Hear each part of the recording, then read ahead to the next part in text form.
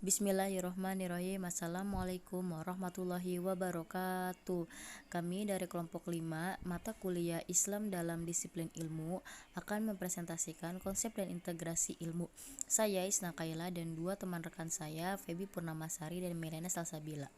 Konsep integrasi ilmu, pengetahuan semakna dengan jika di bahasa Inggriskan knowledge yang artinya sebuah informasi yang dimiliki oleh manusia dari pengamatan, penalaran, dan pengalaman. Sedangkan ilmu menitikberatkan kepada teoritisasi dan verifikasi dari sejumlah pengetahuan yang diperoleh dari yang dimiliki manusia.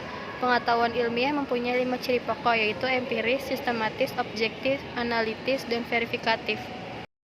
Integrasi ilmu menurut ahli M. Amin Abdullah mempunyai pandangan bahwa semua ilmu yang disusun, dikonsep, dituliskan secara sistematis, kemudian dikomunikasikan, diajarkan, dan disebarluaskan baik melalui lisan maupun tulisan adalah ilmu Islam. Ilmu Islam memiliki 4 sumber, yang jika digali secara ilmiah semuanya akan melahirkan ilmu Islam, yaitu yang pertama Al-Quran dan Sunnah Al-Quran. Merupakan ilmu-ilmu Islam yang di dalamnya ditemukan unsur-unsur yang dapat dikembangkan untuk membentuk keberagaman konsep bahkan teori yang dapat difungsikan untuk menyelesaikan sebagai permasalahan yang dihadapi oleh umat.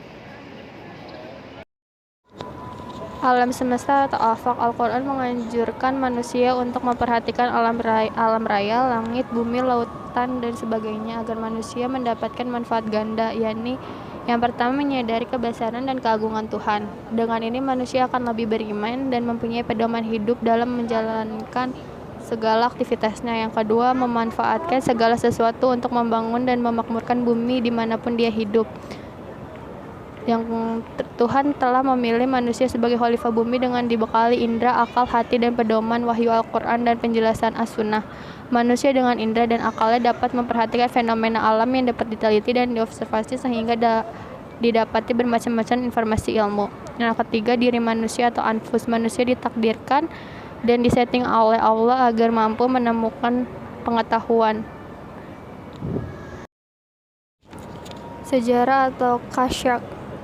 Sejarah sebagai sumber ilmu pengetahuan mengungkapkan peristiwa masa silam, baik peristiwa politik, sosial maupun ekonomi pada suatu negara, bangsa, benua, atau dunia. Peristiwa atau kejadian masa silam tersebut merupakan catatan yang diabadikan dalam laporan-laporan tertulis dan dalam lingkup yang luas. Sejarah dalam sisi luar tidak lebih dari rekaman peristiwa politik, sosial, ekonomi, budaya, dan agama sebagainya. Integrasi ilmu-ilmu keislaman. Upaya yang pertama kali diusulkan adalah islamisasi ilmu pengetahuan. Upaya islamisasi ilmu bagi kalangan muslim yang telah lama tertinggal jauh dalam peradaban dunia modern memiliki dilema tersendiri. Dilema tersebut adalah apakah akan membungkus sains barat dengan label Islami atau Islam? Cendekiawan muslim yang pernah memperdebatkan tentang islamisasi ilmu diantaranya adalah Ismail Raja Al-Faruqi, Syed Muhammad Taqwib Al-Atas, Fazlur Rahman, dan Ziauddin Sardar.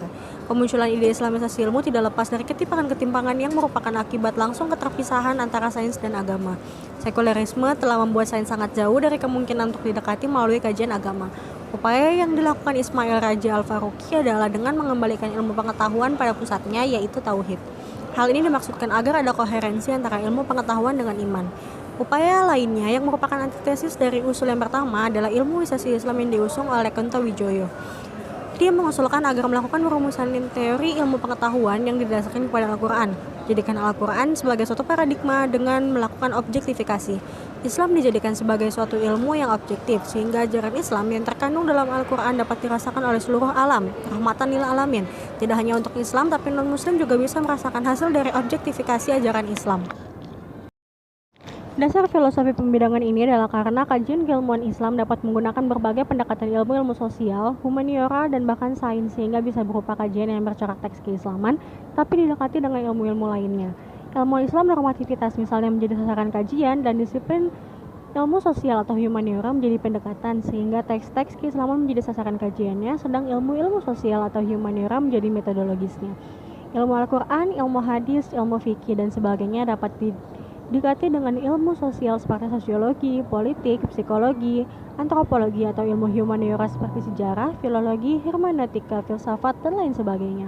Keberagaman Islam dikenal adanya 3 dimensi. Yang pertama dimensi iman, seseorang meyakini dan mempercayai sepenuhnya kehadiran Tuhan.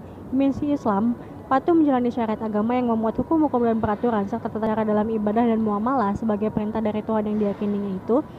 Dan dimensi ihsan, aktualisasi diri manusia yang didasarkan kepada hubungannya yang intens dengan Tuhan secara pribadi, menerima amanatnya sebagai wakilnya, untuk kemudian melaksanakan tugas kekhalifahan yakni memakmurkan, mensejahterakan, dan menyelamatkan kehidupan mereka di muka bumi.